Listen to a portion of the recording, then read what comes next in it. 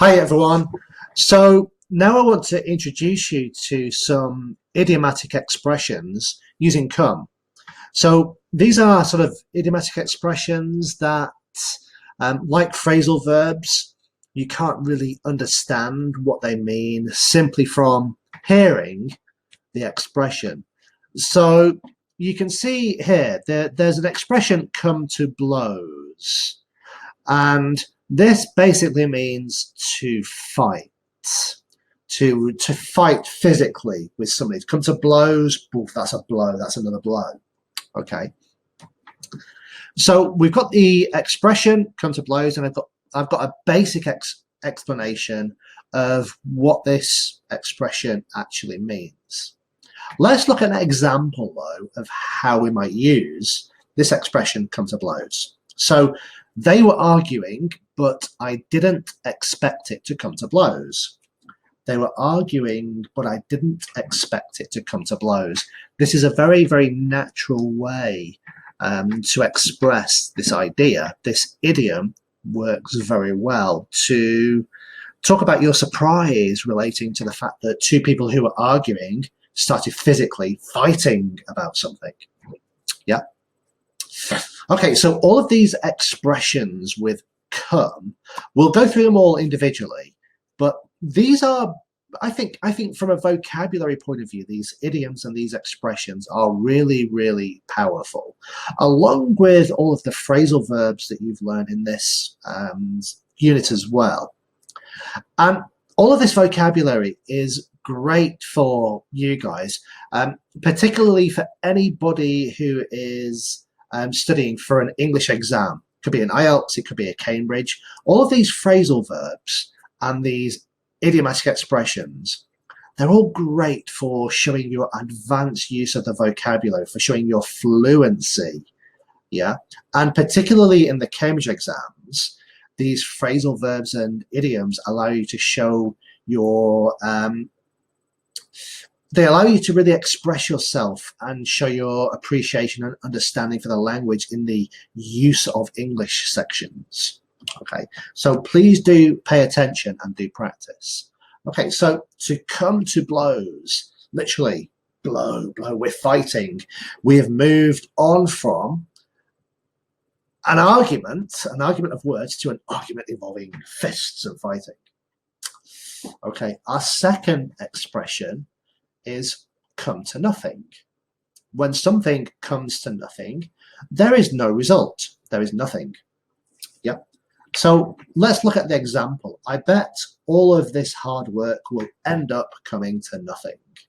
Yeah. So imagine you're working hard to achieve something, but in the end, there is no result, or you do not really expect a result. So you might say it will all come to nothing.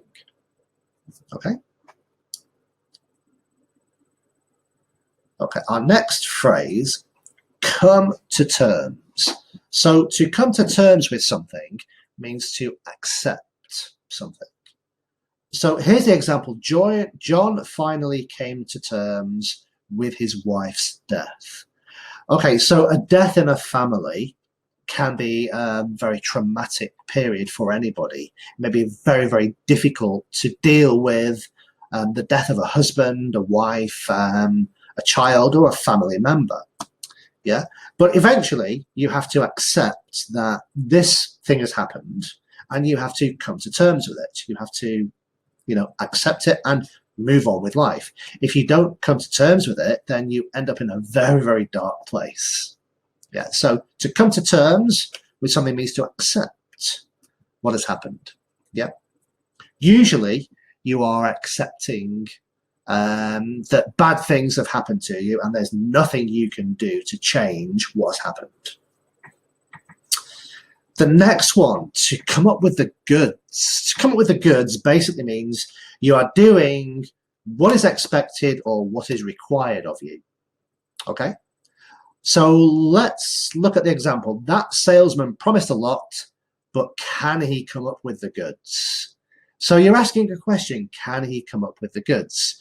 You've made a lot of promises, but will you do what you have promised? Will you do what I expect of you? Yep. So that's what that scenario is describing. Okay, the next one, first come, first served. I really like this, first come, first served.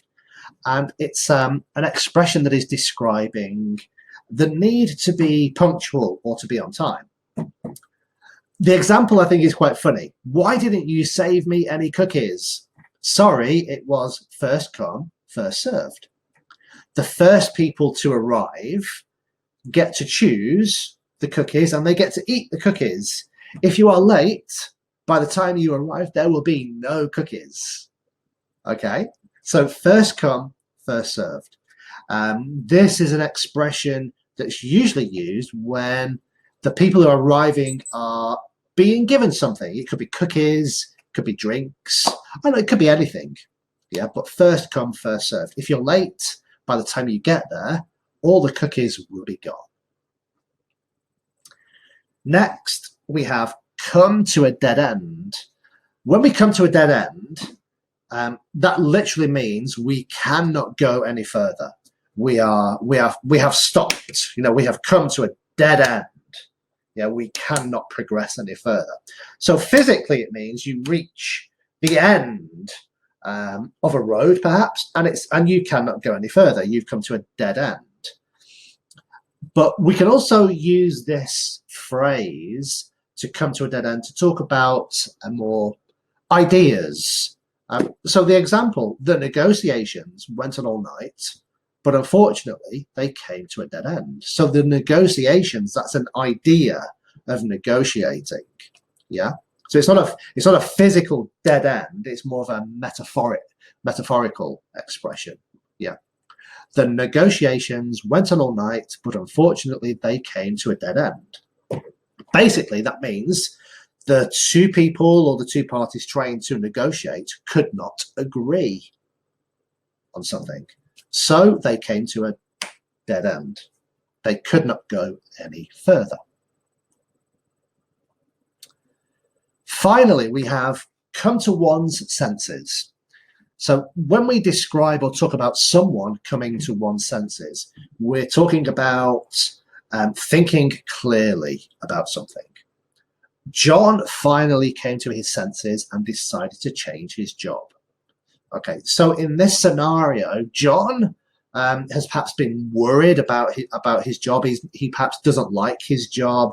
He's not been happy about something, but he thinks staying there or staying in a job that he's unhappy with was better than leaving, when clearly it's not. Yeah. So when you come to your senses, you start thinking clearer about things. You start seeing things as they really are, rather than seeing them from a perspective of being worried or stressed about them. Yeah. Okay. So here are some really interesting expressions using come. Learn them and use them. Definitely in your IELTS, Cambridge, TOEFL exams, these are the kinds of expressions that you should be using. Yeah, but there's no reason why you can't use these expressions at work, in business meetings, in presentations, and also in general day-to-day communication. Okay. You can download this document, so please download it, learn and enjoy these phrases.